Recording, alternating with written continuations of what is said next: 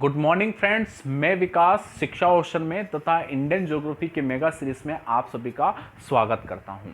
मेरे साथियों, हमने कल 11 बजे से इंडियन ज्योग्राफी की मेगा सीरीज को शुरू किया है। इस मेगा सीरीज के तहत हम 200 एमसीक्यूज के बारे में चर्चा करेंगे और ये 200 एमसीक्यूज आपके इंडियन ज्योग्राफी के होंगे, भारत के भूगोल के होंगे। इन 200 क्वेश्चन का अगर आप अध्ययन कर लेते हैं तो साथियों 90% सिलेबस का आप कवर कर लेते हैं, 90% सिलेबस को आप पढ़ लेते हैं। और जैसे कि आप सबको ज्ञात ही है कि विभिन्न परीक्षाओं में भारत का भूगोल के प्रश्न पूछे जाते हैं। तो साथियों, यह दूसरा वीडियो है। एक वीडियो अपलोड किया जा चुका है, यह दूसरी क्लास आप सभी लोग ले रहे हैं। जो मेरे नए साथी हैं, जो ये पहला वीडियो देख रहे हैं, मैं अपने इन साथियों से कहना चाहता हूं कि आप कल का वीडियो भी जरूर देखिए, जिसकी वीडियो की लिंक आपको हमारे इस वीडियो के डिस्क्रिप्शन से प्राप्त हो जाएगी।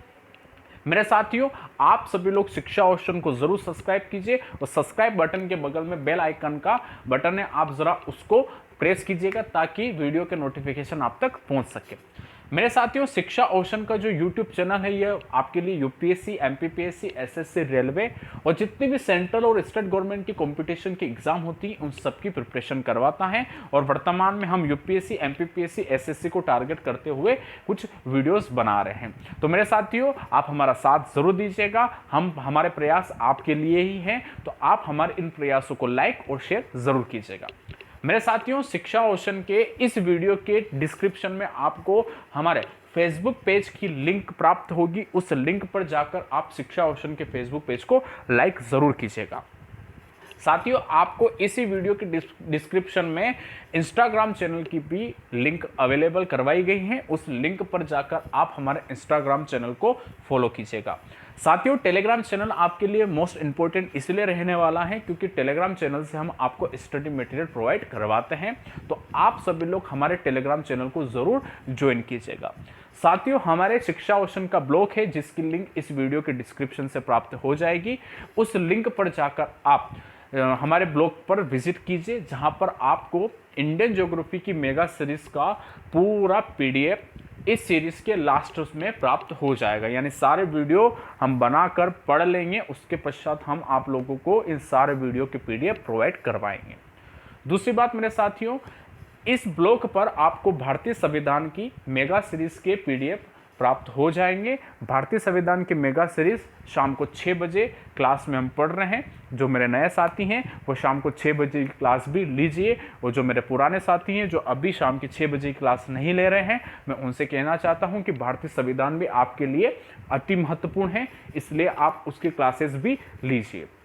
साथियों, आपको सुबह 11 बजे ऑनलाइन आ जाना है और ऑनलाइन स्टडी करनी है। शाम को 6 बजे आपको ऑनलाइन आ जाना है और ऑनलाइन स्टडी करना है। टाइम आपको याद रहे, सुबह 11 बजे और शाम को 6 बजे। बहुत सारे स्टूडेंट थोड़ा सा लेट हो जाते हैं, उसकी वजह से उनके कुछ क्वेश्चंस निकल जाते हैं। तो साथियों, आप ज़रूर 11 बजे और शाम को 6 बजे क्लास में जल्दी आ जाइए कीजिएगा।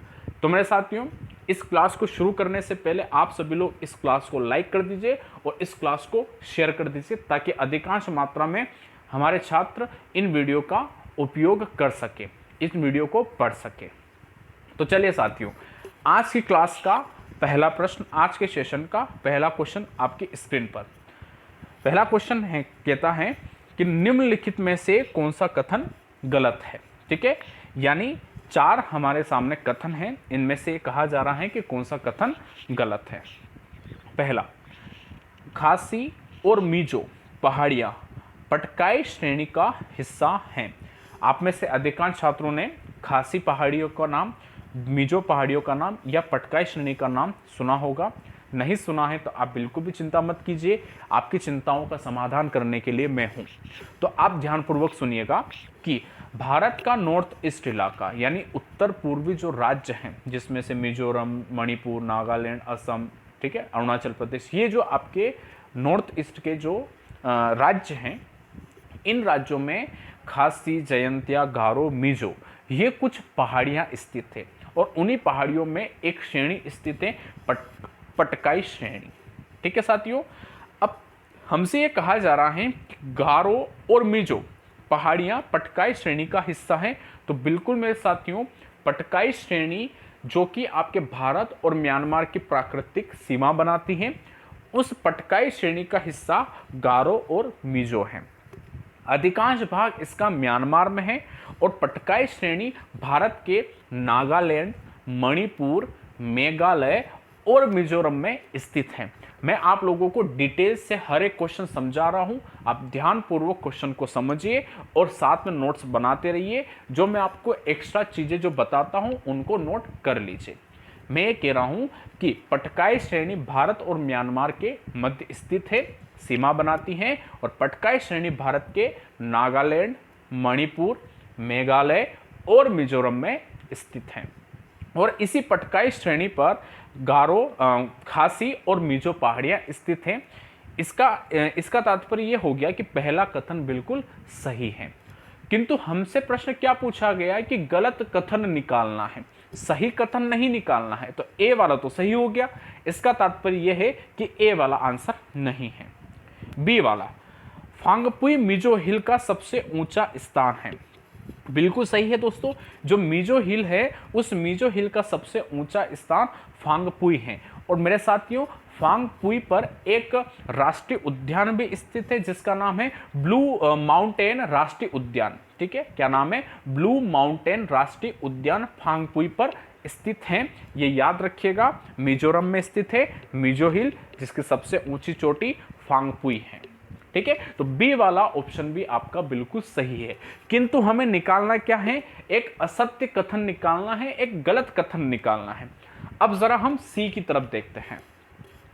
खासी पहाड़ियों को स्थानीय भाषा में लुशाई पहाड़ी कहा जाता है।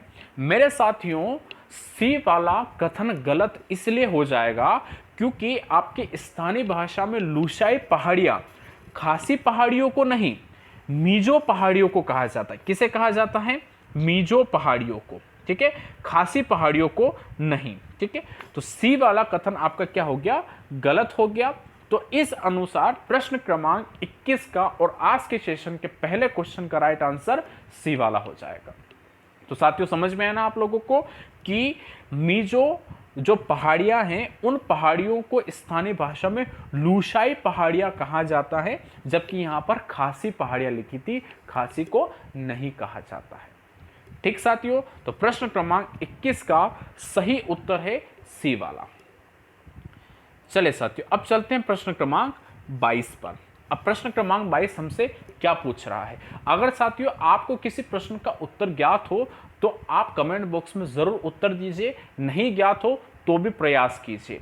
प्रयास करना जरूरी है ताकि मुझे पता चले कि आपकी तैयारी कहाँ तक है, आप कितने एक्टिव हैं। यानी वीडियो अगर देख रहे हैं, क्लास अगर आप देख रहे हैं, ऑनलाइन अगर आप हैं, तो मुझे ज्ञात होना चाहिए कि आप कितने एक्टिव हैं, कितने एक्टिवनेस से आप वीडियो को ध्यानपूर्वक देख रहे हैं। इसीलिए आप कमेंट में उत्तर देने की कोशिश कीजिए, चाहे गलत हो चाहे सही हो, किंतु आप कोशिश जरूर कीजिए। तो चलिए मेरे साथियों, प्रश्न क्रमांक 22 पर चलते हैं। निम्नलिखित में से भारत में ही उत्पन्न होने वाली सबसे लंबी नदी कौन है? यानी हमसे पूछा जा रहा है कि उस नदी का नाम बताओ जिसका उद्गम स्थल भारत में ही स्थित है। ठीक है, अब हमारे सामने कुछ नदियां हैं। ठीक है, उन नदियों में से कौन सी नदी का उद्गम स्थल भारत में है?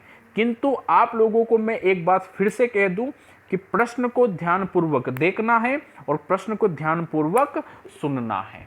ठीक, क्यों? क्योंकि प्रश्न को अगर आप आधा पढ़ोगे, आधा सुनोगे तो आपका प्रश्न का उत्तर गलत हो जाएगा। प्रश्न हमसे ये कह रहा है कि निम्नलिखित में से भारत में उत्पन्न होने वाली, ठीक है, जिसका उद्गम स्थल भारत में हो, उत्पन्न होने वाली सबसे लंबी नदी पूछा है। ठीक है, क्योंकि आप देखिएगा क्योंकि भारत में तो यमुना नदी का भी उद्गम स्थल है, गोदावरी का भी है, गंगा का भी है। चलो, ब्रह्मपुत्र का तो आपका उद्गम स्थल भारत में नहीं है, इसका उद्गम स्थल तिब्बत में है, मानसरोवर झील। ठीक है, तो अब ब्रह्मपुत्र तो कैंसिल हो गई, अब रही गंगा नदी, यमुना नदी, गोदावरी नदी। अब इन तीनों का उद्गम स्थल भारत में है। ठीक है, अब इन तीनों में से सही उत्तर कौन सा होगा? तो मेरे साथियों यहां पर क्या बोला गया है कि सबसे लंबी नदी। तो आपको यह ज्ञात है कि भारत की सबसे लंबी नदी कौन सी है? गंगा नदी। तो प्रश्न क्रमांक 22 का राइट आंसर बी वाला होगा कि नहीं होगा कि गंगा नदी आपके भारत में उत्पन्न होने वाली नदी है और भारत की सबसे लंबी नदी गंगा नदी है, जिसे पवित्र नदी के नाम से भी जाना जाता है। तो प्रश्न क्रमांक 22 का सही उत्तर हो जाएगा गंगा। ठीक है मेरे साथियों, जो कि आपके उत्तराखंड से निकलने वाली गंगा नदी, ठीक है, अपना पानी गिराती हैं कहां पर, बंगाल की खाड़ी में। और जब ये अपना पानी गिराती हैं तो विश्व का सबसे बड़ा डेल्टा बनाती हैं, जिसका नाम है सुंदरबन का डेल्टा। ठीक है साथियों, चले जी मेरे साथियों, अब चलते हैं अगले प्रश्न पर, प्रश्न क्रमांक 23 पर। अब प्रश्न क्रमांक 23 आपके सामने है, कोशिश कीजिएगा उत्तर देने की। ठीक है, मैं प्रश्न पढ़ूं और आप भी प्रश्न को पढ़ ले, और अगर आपको उत्तर पता हो तो तुरंत कमेंट बॉक्स में उत्तर दे दीजिए। निम्नलिखित में से भारत के किस राज्य की सीमा म्यांमार से नहीं लगती हैं, यानी उस राज्य का नाम बताओ जिस राज्य की सीमा म्यांमार से नहीं लगती हैं। नहीं लगती है का निकालना है, लगती है का नहीं। ठीक है, ऑप्शन है अरुणाचल प्रदेश, मणिपुर, नागालैंड और असम। तो मेरे साथियों आप बताइएगा कि इसका उत्तर क्या हो सकता है, वो कौन सा राज्य है जिसकी सीमा म्यांमार से नहीं लगती है। मेरे साथियों अरुणाचल प्रदेश की तरफ अगर आप जाओगे तो अरुणाचल प्रदेश की सीमा आपके म्यांमार से लगती है। मणिपुर की सीमा भी म्यांमार से लगती है, नागालैंड की सीमा भी म्यांमार से लगती है, किंतु असम राज्य जो है, असम राज्य की सीमा म्यांमार से नहीं लगती है। तो प्रश्न क्रमांक 23 का राइट आंसर हो जाएगा असम। ठीक है, अरुणाचल प्रदेश की नहीं लगेगी, मणिपुर की भी नहीं लगेगी और नहीं आपके नागालैंड की। राइट आंसर होगा असम। असम, ठीक है, मतलब कि अरुणाचल प्रदेश की लगेगी, सॉरी, ठीक है, अरुणाचल प्रदेश की लगेगी, मणिपुर की भी लगेगी और नागालैंड की भी लगेगी, किंतु असम की नहीं लगेगी। ठीक है, वो एक्चुअली क्या है कि मैं नहीं भूल गया था। ठीक है, तो आपके नहीं लगेगी मतलब कि असम की जो सीमा है वह आपके म्यांमार के साथ नहीं लगती है। ठीक है साथियों, चले जी अब चलते हैं प्रश्न क्रमांक 24 पर। प्रश्न क्रमांक 24 बहुत अच्छा प्रश्न है। मालवा का पठार, आप लोगों ने नाम सुना होगा मालवा के पठार का। मालवा का पठार किस राज्य का हिस्सा नहीं है, यानी कितने राज्य में मालवा का पठार स्थित है, या फिर मालवा का पठार फैला है, या फिर मालवा के पठार के साथ सीमा लगती है। ठीक है, ऑप्शन है राजस्थान, गुजरात, महाराष्ट्र, मध्य प्रदेश। अब कौन सा हिस्सा है, वह कौन सा राज्य है जो मालवा का पठार स्थित नहीं है। तो देखिएगा, मध्य प्रदेश में तो मालवा का पठार स्थित है, तो मध्य प्रदेश तो नहीं हो सकता। राजस्थान में भी मालवा का पठार का हिस्सा स्थित है और गुजरात में भी स्थित है। बस महाराष्ट्र एक ऐसा राज्य है जहां पर आपके मालवा का पठार का विस्तार नहीं है। तो हमसे प्रश्न से पूछा गया था हिस्सा नहीं है, तो प्रश्न क्रमांक 24 का राइट आंसर हो जाएगा सी वाला, यानी महाराष्ट्र। क्लियर मेरे साथियों, चले जी दोस्तों अब चलते हैं अगले प्रश्न पर, प्रश्न क्रमांक 25 पर। साथियों आप लोग इस वीडियो को लाइक और शेयर ज़रूर कर दीजिए, और जिन्होंने अभी तक भी, जो मेरे पुराने साथी हैं, जो मेरे नए साथी हैं, जिन्होंने शिक्षा ओशन को सब्सक्राइब नहीं किया है वे सब्सक्राइब कर लीजिए, और जिन्होंने सब्सक्राइब तो कर रखा है किंतु बेल आइकन को प्रेस नहीं किया है, आप देखो कि सब्सक्राइब बटन के बगल में बेल आइकन का भी साइन है, उस साइन को ज़रा दबा दो, ताकि क्या होगा, जैसे ही क्लास अपलोड होगी आप तक नोटिफिकेशन पहुंच जाएगा। ठीक है साथियों, चले से तो प्रश्न क्रमांक 25, निम्नलिखित में से कौन सा कथन गलत है। यहां पर भी हमें एक गलत कथन का चुनाव करना है। पहला ऑप्शन अगर हम देखें तो सुंदरवन का डेल्टा विश्व का सबसे बड़ा मैंग्रोव वन है। मैंग्रोव वन आप समझते हैं, एक प्रकार का वन होता है जिसे ज्वारी वन के नाम से भी जाना जाता है, जो कि आपके आपके मीठा और खारे पानी के जो मिलन स्थल हैं, जहाँ पर नदियाँ अपना जल समुद्र में गिराती हैं, वहाँ पर सामान्यतः जो वन, जो झाड़ी नुमा जो वन होते हैं उनको कहते हैं मैंग्रोव वन। ठीक है, जिन्हें सुंदरी वन के नाम से भी जाना जाता है। ठीक है, तो विश्व का सबसे बड़ा डेल्टा सुंदरवन का डेल्टा है, जहां पर आपके विश्व के सबसे अधिक मैंग्रोव वन स्थित हैं। तो ए वाला कथन आपका हो गया बिल्कुल सही। बी वाला, भारत विश्व का सबसे बड़ा माइका उत्पादक है। ठीक है, भारत, माइका का मतलब होता है अभ्रक उत्पादक। ठीक है, माइका का मतलब क्या होगा, अभ्रक। तो विश्व का सबसे बड़ा अभ्रक उत्पादक भारत है, बिल्कुल सही। ईस्टर आइलैंड एक आइलैंड का नाम है दोस्तों, जिसका नाम है ईस्टर आइलैंड। ठीक है, ईस्टर आइलैंड एकमात्र ऐसा क्षेत्र है जो पृथ्वी पर भारत की ठीक विपरीत दिशा में स्थित है। यानी आप जब हमारे इस पूरे ग्लोब पर देखोगे, भारत को देखोगे, तो भारत आप जहाँ पर आप देख रहे हो, तो उस भारत के जस्ट अपोजिट साइड आप जहाँ पर जाओगे तो वहाँ पर आप पहुँच जाओगे ईस्टर आइलैंड पर। ठीक है, तो ईस्टर आइलैंड आपके विपरीत दिशा में स्थित है, तो यह कथन भी बिल्कुल सही है। किंतु हमें कथन कौन सा निकालना है? गलत कथन निकालना है। गलत कथन का हमें चुनाव करना है। तो डी वाला ऑप्शन है कि भारत की सबसे बड़ी खारे पानी की झील गुजरात में स्थित है, यह कथन हो गया गलत। क्यों? क्योंकि मेरे साथियों, भारत की तो सबसे बड़ी झील चिल्का झील है, जो कि आपके स्थित हैं उड़ीसा में। और हमसे क्या कहा जा रहा है यहाँ पर? हमसे ये कहा जा रहा है कि भारत की सबसे बड़ी खारे पानी की झील गुजरात में स्थित है। गुजरात में नहीं, कहाँ? उड़ीसा में। नाम चिल्का झील, प्रकृति लेगुन झील। आपको पता है साथियों कि जो चिल्का झील है वह झील एक प्रकार की लेगुन झील है। अब आपके दिमाग में प्रश्न ये आ रहा होगा कि सर लेगुन झील किसे कहते हैं? तो मेरे साथियों, लेगुन झील वह झील होती है जो आपके तीनों ओर से, 1, 2 और 3, तीनों ओर से समुद्र स्थल से घिरी हुई रहती हैं, और एक ओर से वह आपके समुद्र से मिली हुई रहती हैं। जो 3 ओर से स्थल से और एक ओर से समुद्र से मिली हो, ऐसी झील को लेगुन झील कहते हैं। ठीक है, तो डी वाला ऑप्शन इस प्रश्न का सही उत्तर होगा, क्योंकि हमें गलत का चुनाव करना था। तो भारत की सबसे बड़ी खारे पानी की झील कौन सी है? चिल्का झील है। ठीक है साथियों, जो कि उड़ीसा में स्थित है। अब चलते हैं अगले प्रश्न पर, प्रश्न क्रमांक 26। बहुत अच्छा प्रश्न है साथियों। प्रश्न पूछा जा रहा है जलोढ़ मृदा के बारे में। जलोढ़ मिट्टी सबसे उपजाऊ मिट्टी मानी जाती है, जलोढ़ मिट्टी, जिसका निर्माण होता है आपकी नदियों के द्वारा लाए जाने वाले अवसादों से। ठीक है, जो नदियां अपने साथ जो मिट्टी लेके आती हैं, उस मिट्टी से जिस मृदा का निर्माण होता है, उस मृदा को कहते हैं हम जलोढ़ मिट्टी। ठीक है, या जलोढ़ मृदा। अब उसके बारे में कौन सा कथन असत्य है, यानी जलोढ़ मिट्टी के बारे में कौन सा कथन असत्य है। ठीक है, तो हम देखते हैं। पहला, जलोढ़ मृदा भारत के एक बड़े भूभाग पर पाई जाती है। बिल्कुल सही कहा मेरे साथियों। उत्तर भारत का विशाल मैदान, जिसका निर्माण सिंधु, गंगा और ब्रह्मपुत्र नदियों के द्वारा हुआ है, और इसी वजह से इसे सिंधु, गंगा, ब्रह्मपुत्र का विशाल मैदान के नाम से जाना जाता है। और नदियों के द्वारा जिस मैदान का निर्माण होता है, उस मैदान में आपके किस प्रकार की मिट्टी पाई जाती है? तो उस मैदान में आपके पाई जाती है जलोढ़ मिट्टी। ठीक है, तो यह कथन बिल्कुल सही है कि जलोढ़ मृदा भारत के एक बहुत बड़े भूभाग पर पाई जाती है। किंतु हमें असत्य कथन को ढूंढना है, सत्य कथन को नहीं ढूंढना है। असत्य कथन की अगर अपन बात करें तो दूसरे कथन पर चलते हैं। क्या दूसरा कथन असत्य है कि सत्य है? तो साथियों, यह मृदा काफी उपजाऊ होती। बिल्कुल सही कहा दोस्तों। सभी मिट्टियों में सबसे उपजाऊ मिट्टी होती आपकी जलोढ़ मिट्टी। ठीक है, काली मिट्टी की तरफ मत जाइएगा। काली मिट्टी में आपके नमी सोखने की क्षमता अधिक होती है। ठीक है, किंतु जलोढ़ मिट्टी के मुकाबले काली मिट्टी इतनी उपजाऊ नहीं होती। सबसे अधिक उपजाऊ जो मिट्टी होती है वह होती है आपकी जलोढ़ मिट्टी। ठीक है, तो बी वाला ऑप्शन भी आपका हो गया सत्य।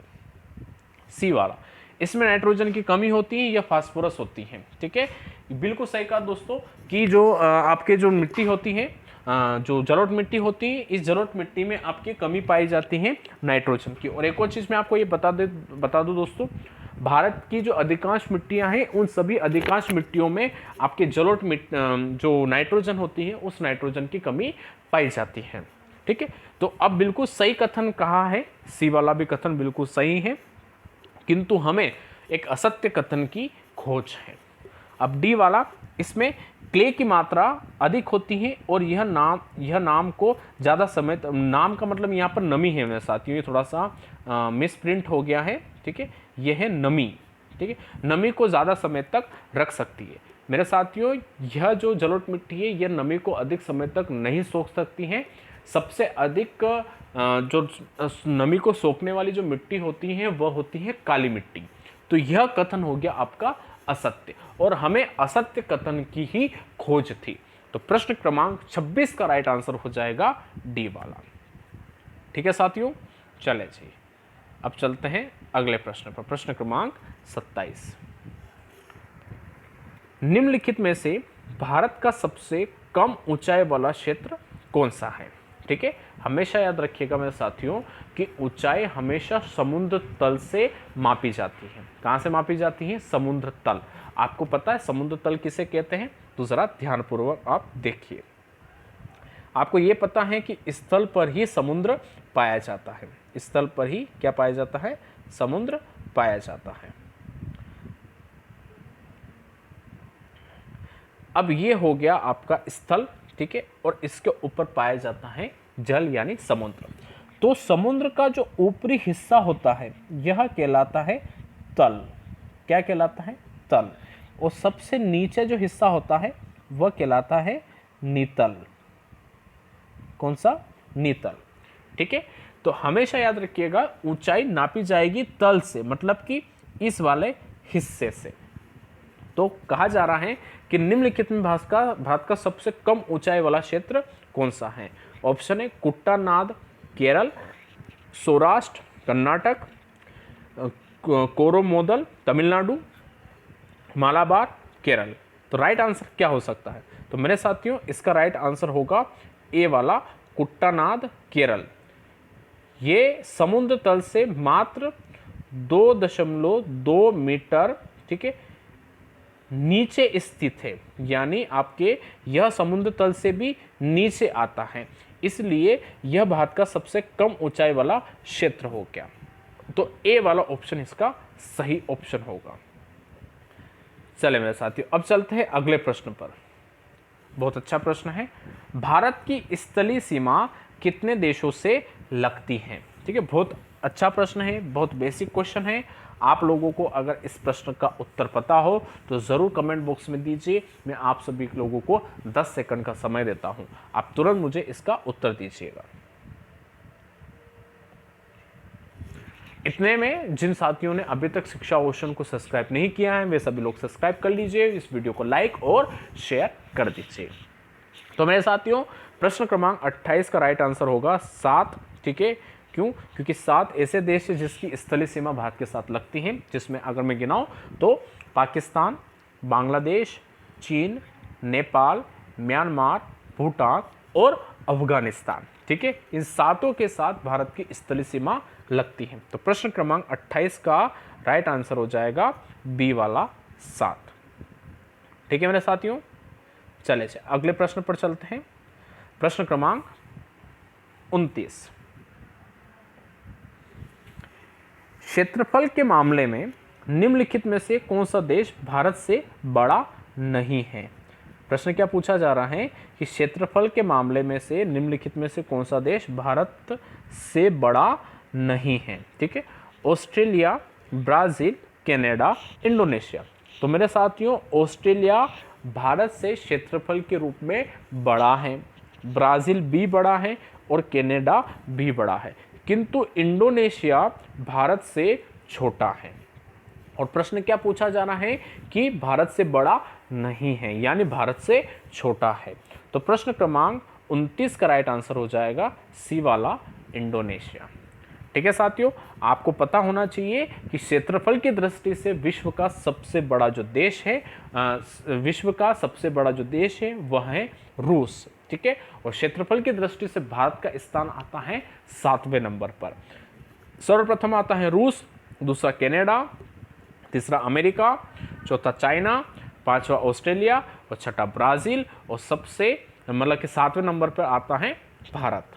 ठीक है साथियों, तो प्रश्न क्रमांक 29 का राइट आंसर हो जाएगा डी वाला इंडोनेशिया। अब चर्चा करेंगे प्रश्न क्रमांक 30 की। प्रश्न क्रमांक 30 ये भी बहुत अच्छा प्रश्न है। भूटान के साथ भारत के किस राज्य की सीमा सबसे ज़्यादा लंबी है? यानी आपको ये पता होना चाहिए कि भूटान एक ऐसा देश है जिसकी सीमा स्थलीय रूप में भारत के साथ लगती है, और आपको ये पता है कि भारत की स्थलीय सीमा 7 देशों के साथ लगती है और उन 7 देशों में से भूटान भी एक आता है।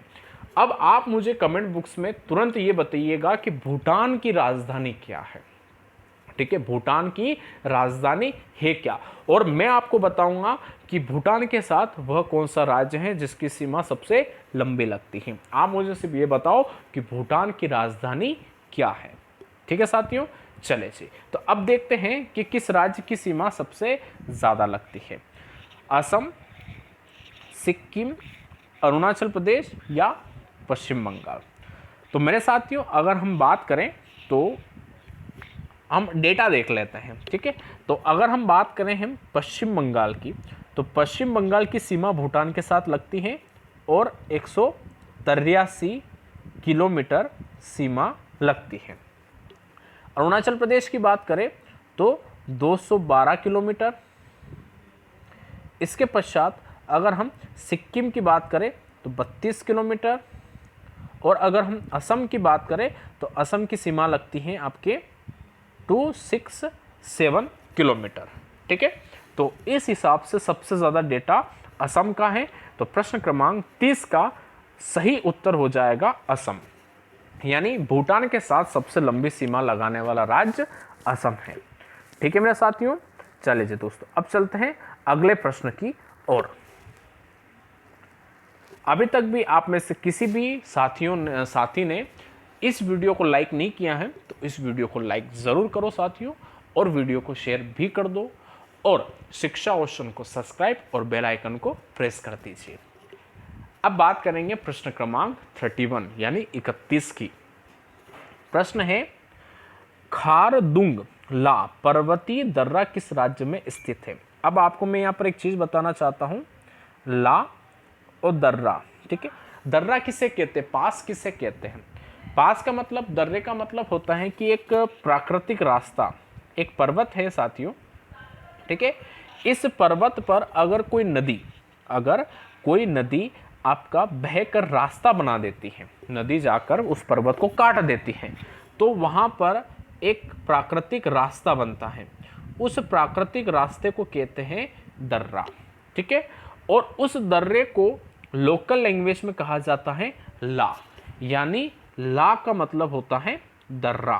ठीक है, और दर्रा किसे कहते हैं, एक प्राकृतिक रास्ता जो पर्वतों के बीच नदी के द्वारा या किसी दूसरे रूप में निर्मित किया जाता है या बन जाता है, उसे कहा जाता है दर्रा। तो कौन सा दर्रा, किस दर्रे के बारे में हमसे पूछा जा रहा है, तो वह दर्रा है खारदुंग ला पर्वतीय दर्रा। ठीक है, किस राज्य में स्थित है, हिमाचल प्रदेश, उत्तराखंड, जम्मू कश्मीर या सिक्किम। तो मेरे साथियों, हिमाचल प्रदेश में यह दर्रा नहीं स्थित है, उत्तराखंड भी गलत है, सिक्किम भी गलत है, जम्मू कश्मीर इसका सही उत्तर है। ठीक है साथियों, तो प्रश्न क्रमांक 31 का सही उत्तर जम्मू कश्मीर। अब बात करेंगे अगले प्रश्न की, प्रश्न क्रमांक 32। बहुत अच्छा प्रश्न है। प्रश्न क्रमांक 32 कह रहा है, ताप के अंतर का उपयोग निम्नलिखित में से किस कॉन्सेप्ट के लिए किया जाता है। यानी ताप का जो अंतर होता है, ताप का अंतर आप समझते हैं ना, एक उच्च ताप और एक निम्न ताप, यानी अधिकतम ताप और न्यूनतम ताप के बीच का अंतर। ठीक है, इस अंतर का जो सिद्धांत होता है, यह सिद्धांत किसके लिए उपयोग में लाया जाता है।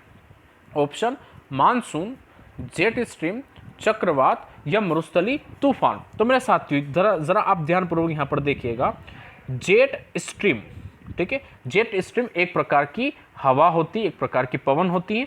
चक्रवात हवाओं के द्वारा एक तूफान है, और मरुस्थली तूफान जो मरुस्थल में आने वाला तूफान है। ठीक है, अब यहाँ पर इस ताप के अंतर का कोई कंसेप्ट नहीं होता है। ठीक है, बिल्कुल आपके ताप के अंतर का कोई कंसेप्ट इन हवाओं में नहीं होता है, किंतु मानसून डिसाइड होता है आपके ताप के अंतर से। आपके अधिकतम ताप और न्यूनतम ताप के अनुसार ही आपके मानसून की दिशा और समय को निश्चित करवाया जाता है। हाई प्रेशर और लो प्रेशर, ये सभी आपके ताप के अंतर पर ही निर्भर करते हैं। तो इस अनुसार प्रश्न क्रमांक 32 का सही उत्तर होगा मानसून। ठीक है मेरे साथियों, तो ताप का अंतर का उपयोग मानसून के कॉन्सेप्ट में किया जाता है। चले जी मेरे साथियों, अब चलते हैं अगले प्रश्न पर। प्रश्न क्रमांक 33, भारत के स्थलाकृतिक मानचित्र किस संगठन के द्वारा बनाए जाते हैं? स्थलाकृति मतलब कि भारत का मैप, ठीक है। फिजिकली जो मैप होता है, देखिए दो प्रकार के दोस्तों भूगोल में मैप आते हैं, एक पॉलिटिकल मैप आता है और एक फिजिकल मैप आता है। पॉलिटिकल मैप में यानी राजनीतिक मानचित्र में आपके शहर, राज्य, गांव, तहसील, ठीक है, इन सब के नाम होते हैं जहां पर आपके लोगों के द्वारा इन सब का निर्माण किया जाता है। फिजिकल यानी भौतिकी मानचित्र में पर्वत, पठार, नदी, सागर, समुद्र, महासागर, ठीक है, तो ऐसी चीजें जो प्राकृतिक रूप से बनी हो उनको कहा जाता है फिजिकल। उनमें फिजिकल मैप में इनका समावेश होता है। तो प्रश्न ये पूछा जा रहा है कि भारत का जो स्थलाकृतिक यानी भारत का जो स्थल है, उस पूरे स्थल का जो मैप बनाना है, मानचित्र बनाना है, वह मानचित्र किस संगठन के द्वारा बनाया जाता है? ठीक है, तो जरा आप मुझे बताओ कि इसका उत्तर क्या होगा। वह कौन सी संस्था है जो आपके भारत के मैप बनाती है? किसके द्वारा वह मैप जारी किया जाता है? ऑप्शन है भारतीय भूवैज्ञानिक सर्वेक्षण, बी है भारतीय सर्वेक्षण, भारतीय भौगोलिक सर्वेक्षण, या उपरोक्त में से कोई नहीं। अब सुनिएगा, आप में से अधिकांश स्टूडेंट भारतीय भौगोलिक सर्वेक्षण का नाम चूज करेंगे, यानी इस ऑप्शन का चयन करेंगे। तो मेरे साथियों, यह ऑप्शन गलत है। भारत का मानचित्र भारत का भौगोलिक सर्वेक्षण के द्वारा नहीं जारी किया जाता है। फिर उसके पश्चात कुछ छात्र भारतीय भूवैज्ञानिक सर्वेक्षण की तरफ चुनाव करेंगे, तो यह कथन भी गलत है, जबकि सही कथन आपका भारतीय सर्वेक्षण है। भारतीय सर्वेक्षण संस्था की अगर हम बात करें तो इसकी स्थापना अंग्रेजों के समय 1767 के तहत की गई थी। ठीक है, भारतीय सर्वेक्षण विभाग की स्थापना 1767 को हुई थी। ठीक है, और यही वह संगठन है जो भारत के स्थलाकृतिक मानचित्रों का कार्य या उनका निर्माण करता है। तो प्रश्न क्रमांक 33 का सही उत्तर हो गया बी वाला। ठीक है मेरे साथियों, चले दोस्तों अब चलते हैं प्रश्न क्रमांक 34 पर। जरा देखते हैं प्रश्न क्रमांक 34 हमसे क्या पूछ रहा है। निम्नलिखित में से पिटमोंड पठार का उदाहरण कौन सा है?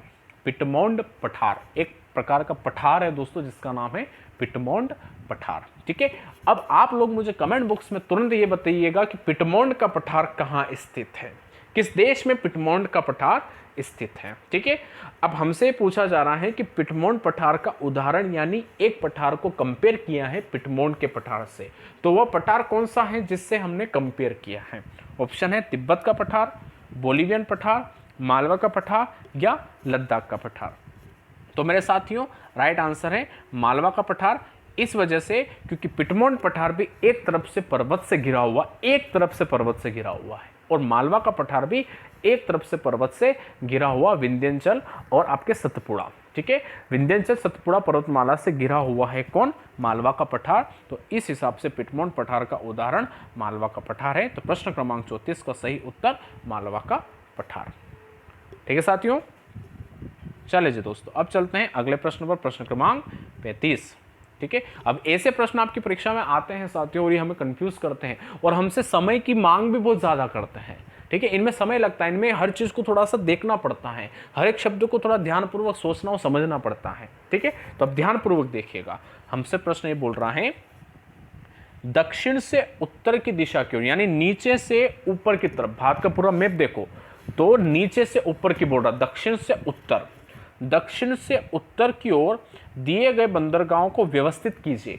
यानी कुछ बंदरगाह दिए गए हैं और वो बंदरगाह आपके पूरी तरीके से एक श्रृंखलाबद्ध नहीं है, अब उनको श्रृंखला में हमें जमाना है और श्रृंखला की दिशा होगी दक्षिण से उत्तर की ओर। ठीक है, यानी कन्याकुमारी से जम्मू कश्मीर की ओर, क्योंकि कन्याकुमारी दक्षिण में, जम्मू कश्मीर लद्दाख आपके उत्तर में, तो दक्षिण से उत्तर की तरफ हमें चलना है।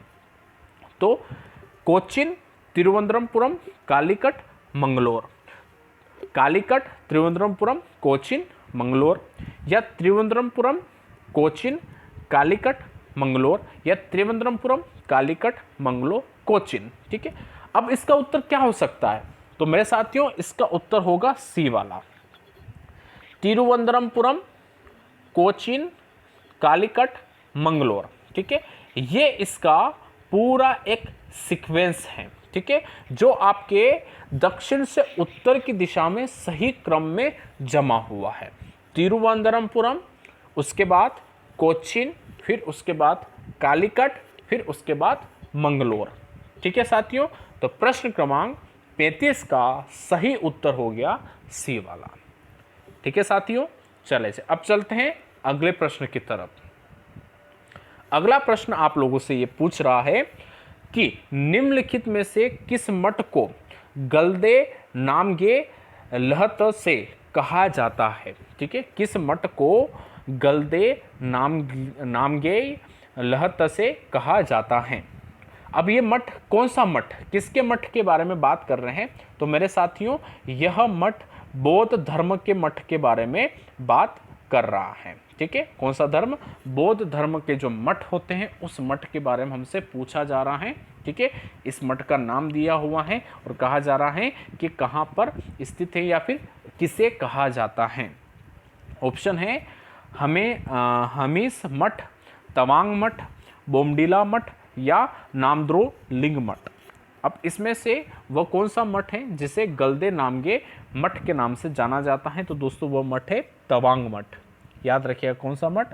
तवांग मठ, जो कि भारत व एशिया का सबसे बड़ा मठों में से एक मठ है। कौन सा मठ? तवांग मठ, जो कि आपके स्थित है अरुणाचल प्रदेश में। याद रखिएगा तवांग घाटी, तवांग मठ अरुणाचल प्रदेश में स्थित है और तवांग मठ, तवांग घाटी, तवांग स्थल बौद्ध धर्म से संबंधित हैं।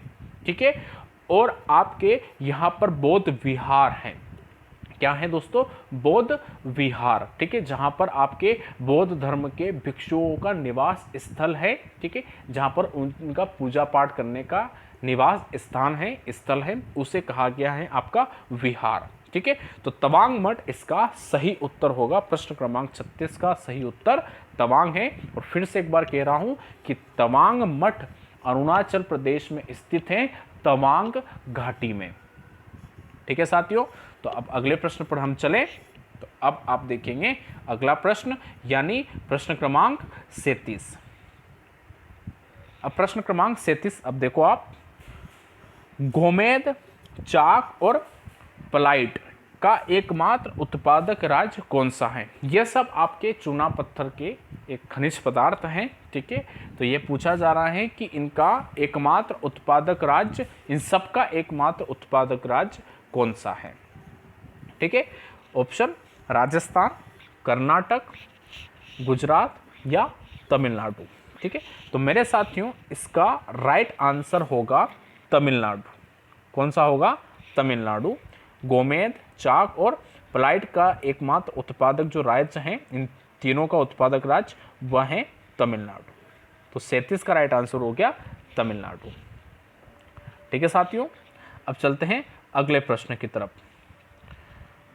प्रश्न क्रमांक 38, बहुत अच्छा प्रश्न आप सबके सामने। भारत में बॉक्साइट का सर्वाधिक उत्पादन किस राज्य के द्वारा किया जाता है? प्रश्न क्या है? भारत में बॉक्साइट का सर्वाधिक उत्पादन किस राज्य के द्वारा किया जाता है? ओडिशा, झारखंड, राजस्थान, कर्नाटक। और आपको पता होना चाहिए दोस्तों कि चारों जो ऐसे राज्य हैं जहां पर प्राकृतिक संसाधन प्रचुर मात्रा में भरा हुआ है।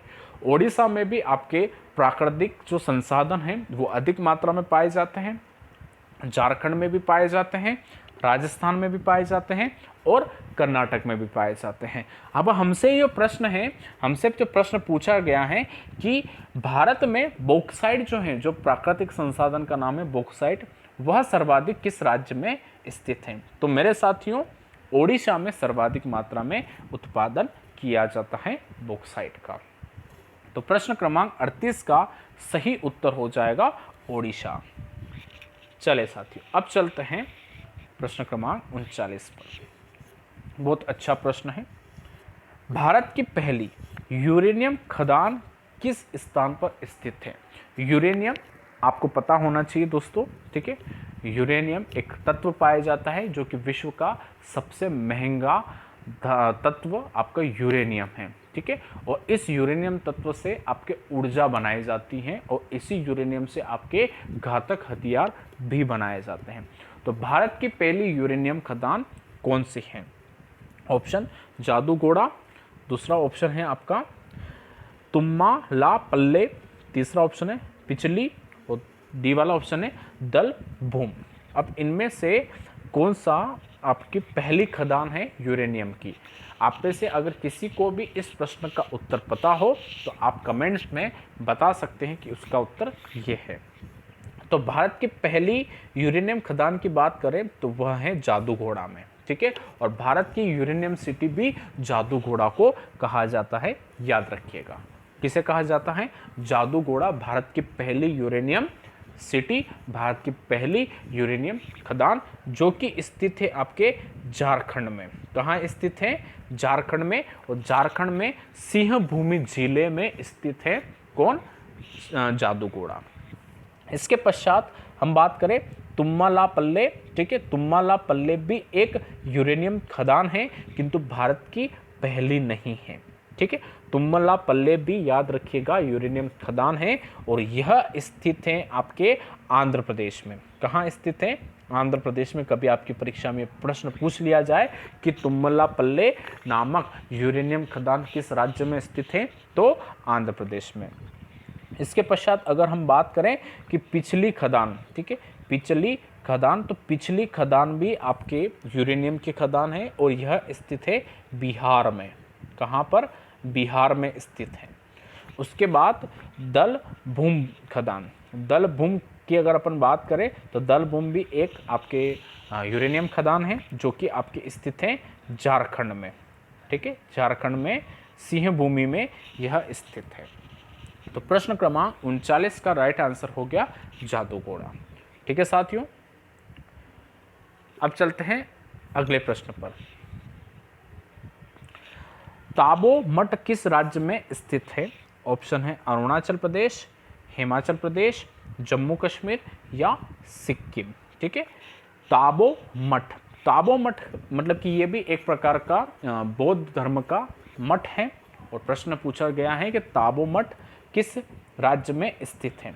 तो मेरे साथियों याद रखिएगा ताबो मठ आपके हिमाचल प्रदेश में स्थित है। हिमाचल प्रदेश का लाहौल स्पीति जो जिला है उस लाहौल स्पीति में स्पीति घाटी में आपके ताबो मठ स्थित है, ठीक है साथियों। तो प्रश्न क्रमांक 40 का सही उत्तर है बी वाला हिमाचल प्रदेश, ठीक है साथियों। तो चले जी साथियों, तो इसी प्रकार से आप सभी लोगों ने आज के सेशन में, आज की इस क्लास में 20 और क्वेश्चंस को पढ़ लिया है और इसके तहत हमने इस पूरी मेगा सीरीज के 40 क्वेश्चनों का अध्ययन कर लिया है। तो मेरे साथियों आप सभी को अगर यह प्रयास अच्छा लगा है तो इस प्रयास को ज़रूर लाइक कीजिए और ज़रूर शेयर कीजिए। आज शाम को 6 बजे संविधान की मेगा सीरीज की क्लास रहेगी, तो आप शाम को 6 बजे फिर से ऑनलाइन आइएगा और फिर आप संविधान की क्लास लीजिएगा। मेरे साथियों इस पूरी मेगा सीरीज भारतीय भूगोल की मेगा सीरीज का पीडीएफ आपको इस मेगा सीरीज के अंत में हमारे ब्लॉग पर प्राप्त हो जाएगा। जिन साथियों ने अभी तक शिक्षा ओशन को सब्सक्राइब नहीं किया है सब्सक्राइब कर लीजिए और जिन साथियों ने सिर्फ सब्सक्राइब कर लिया है वे बेल आइकन को भी प्रेस कर दीजिए। साथियों आप सभी लोग इस वीडियो को ज़रूर लाइक कीजिएगा और ज़रूर शेयर कीजिएगा। तो साथियों आज के लिए इतना ही। मुलाकात करते हैं आज शाम 6 बजे फिर से शिक्षा ओशन पर। तो आप सभी का बहुत बहुत धन्यवाद।